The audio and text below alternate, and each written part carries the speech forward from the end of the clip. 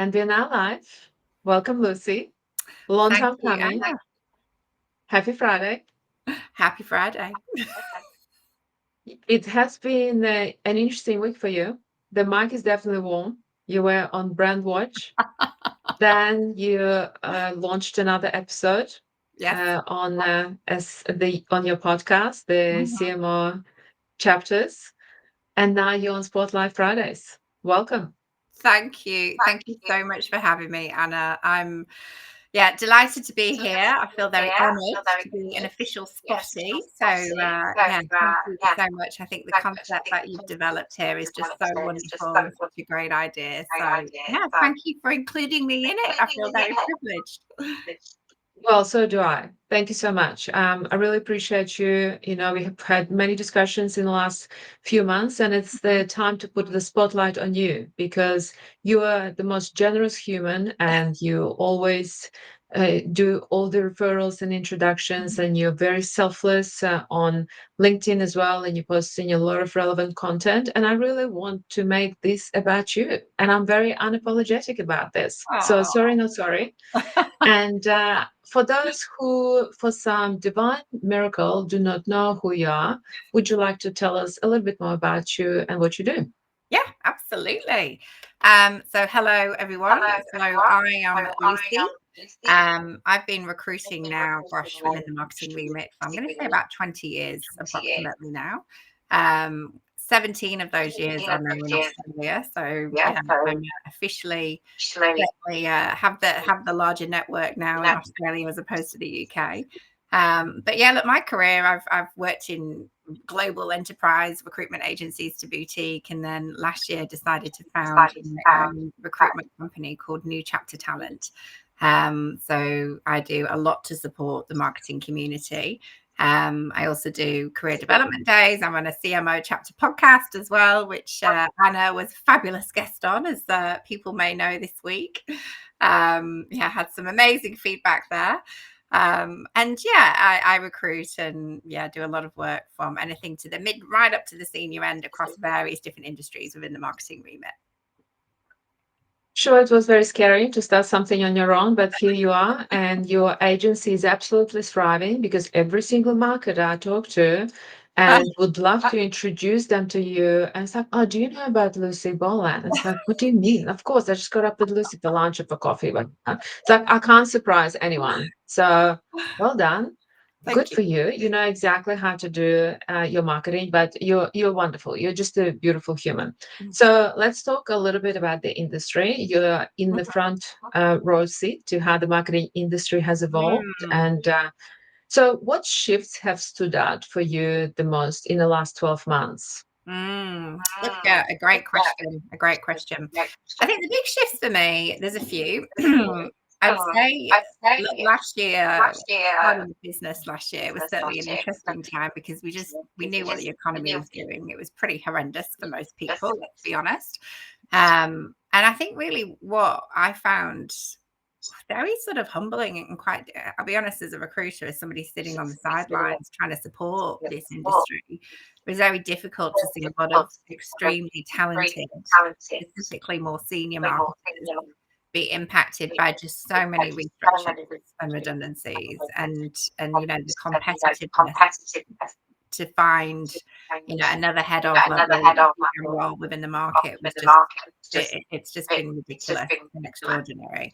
And you end up saying a lot of things to the same people because you're seeing exactly the same trends and habits coming through. And this is where we've seen this huge shift where a lot of exceptionally talented marketers have gone into becoming fractional CMOs. And I think some will go on to really solidify what they are and what they're about, and they'll be great. And then some maybe we may get something permanent out of some contracts. And I've also seen very much that demand for specialized skills within that loyalty and CX remit as well, massively. I think that's been a real huge factor. When the wallet ticks customers, they'll quite easily shift brands. All of a sudden brand loyalty isn't necessarily number one. So I think a lot of businesses have really started to invest in specifically fine-tuning their CX strategy. And we're sort of, we're evolving slowly within that. I've spoken to some incredibly talented people around, CX design led strategies, and some of the stuff these guys do is absolutely incredible. And they deserve every dollar that they get paid in my book. I agree with you, definitely. So, what marketers do you think need to do in order to stand out? Oh, it's a good question. I'd say number one, I think you've really got to, look, in my view, I'd say where marketers sort of fall down a little bit is where they can't really articulate their elevated pitch, if I'm honest. I can see you nodding there.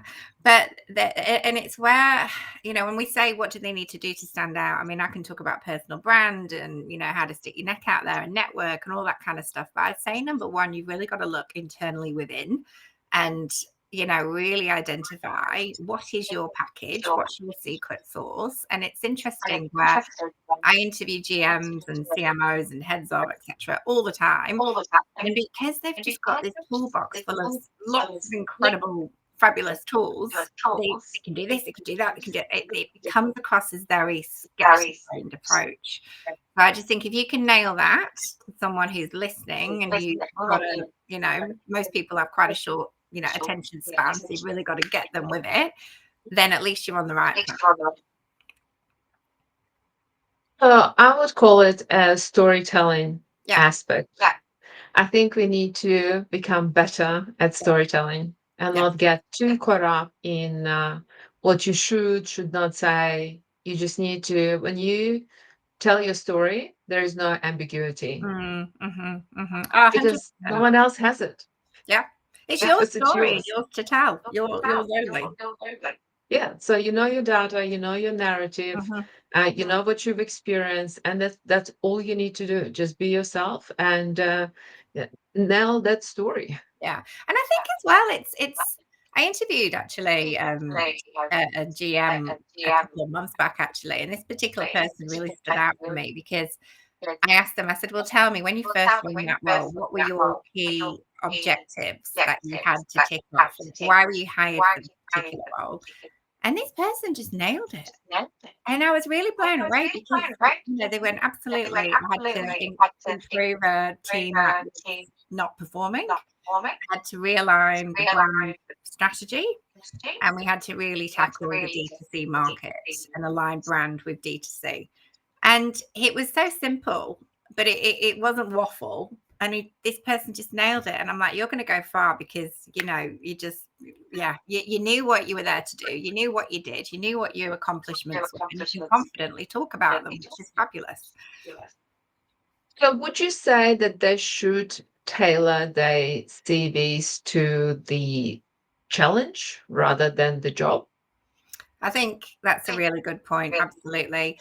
I have said to a few individuals, I get a lot of CVs and it's not clear around really what their objective was, to be honest. It's very brand, comms, events, digital, performance marketing.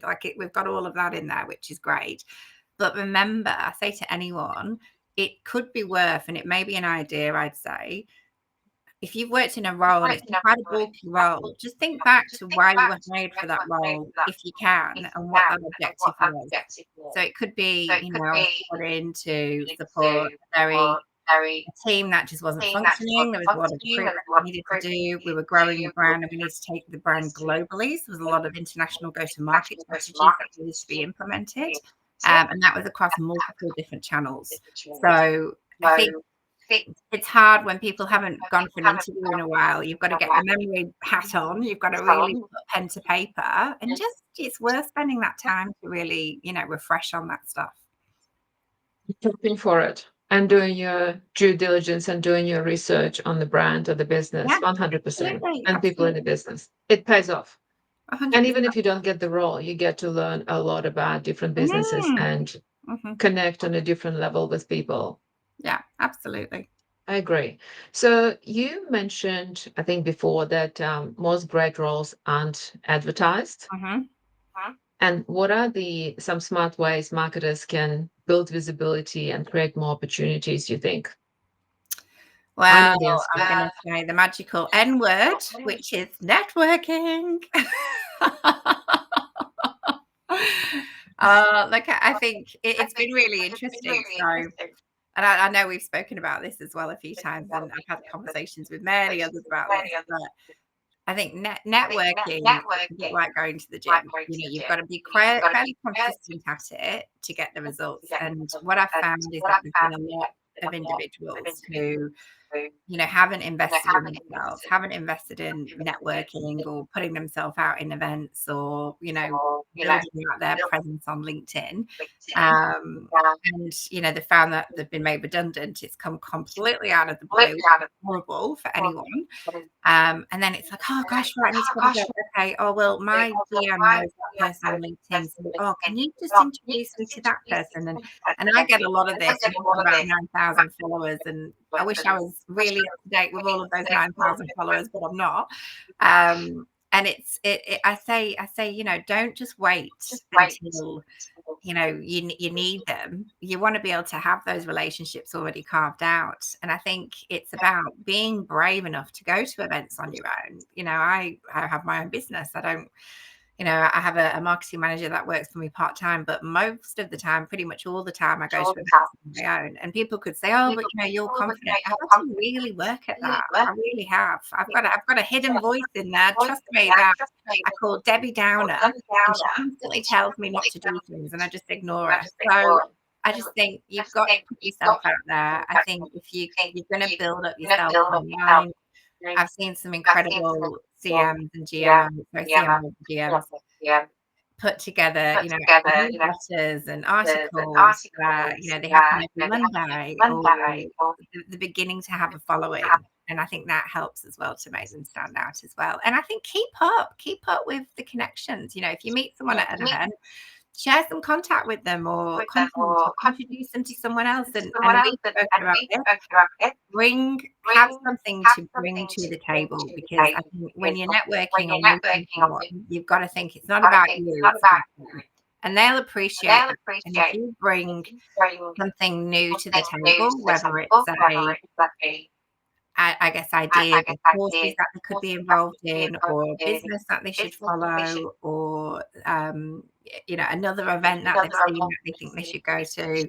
I think you need to be able to showcase and bring this information to the forefront, because it'll come back to you and they'll do the same. Absolutely. I love the analogy with the gym.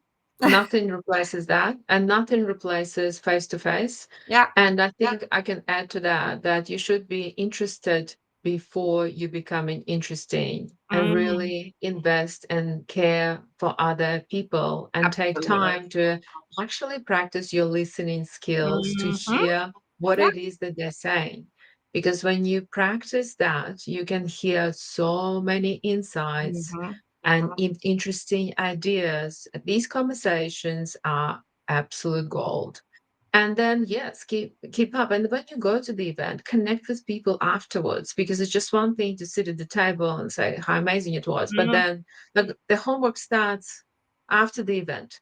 Yeah. It's the same what I say, a good CX starts after the checkout, not before.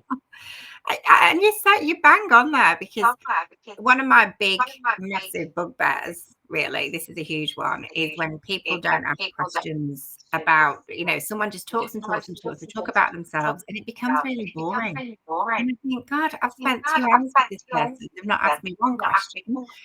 And I just think, it's common etiquette.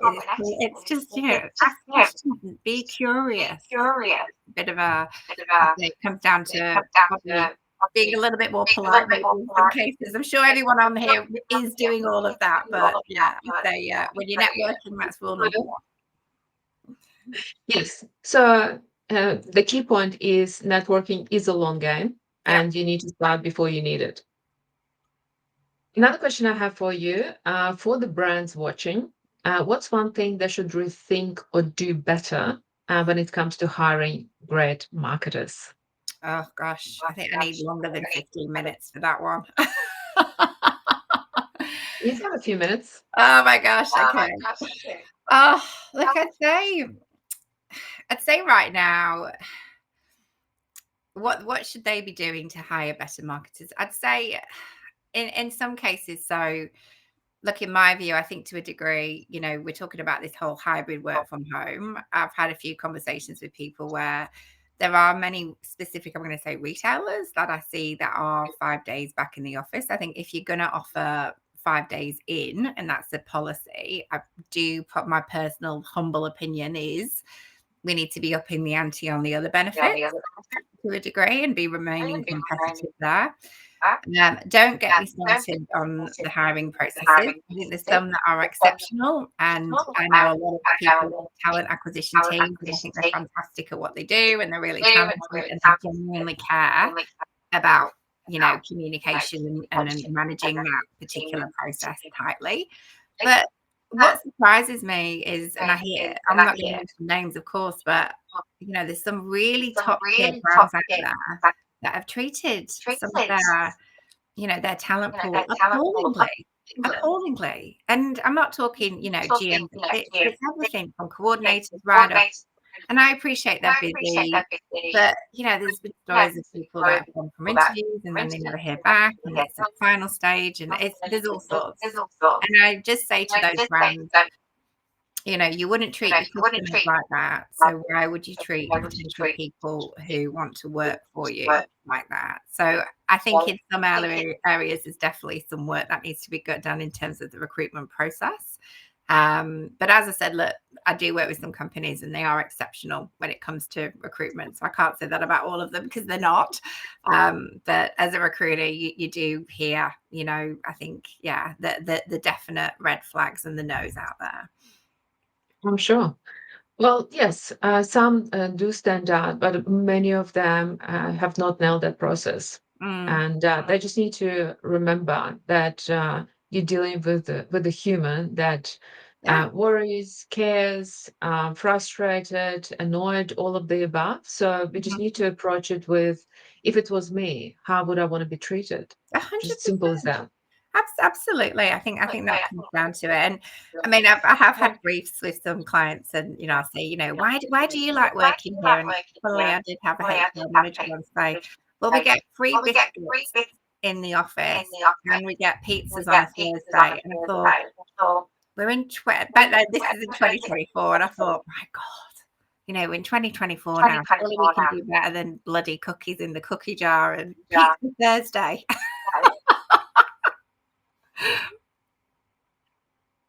I don't even know what to say to this. That's quite sad for me anyway. Lucy, we can talk for a long time. We do most of the time.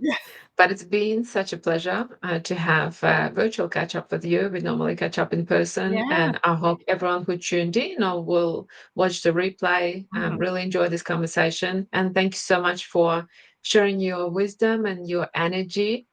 And you are just such a beautiful and giving person, and we're so grateful. I'm representing my community anyway, and we are very grateful to have you on. So thank you so much. Thank you, Anna. I think what you're doing is fabulous, and I feel very lucky to be part of your community. So thank you so much for inviting me. I absolutely loved it, and it's flown by. I can't believe 50 minutes has gone. Yes, almost 20 minutes. Not that I was counting, but I do have a counter in front of me. That's how I know. Thanks everyone for joining, and I hope you enjoy listening to us whilst you're having lunch. Yeah. And Thank you. happy Friday, everyone. Thanks, Lucy. You. We'll talk soon. Thank you.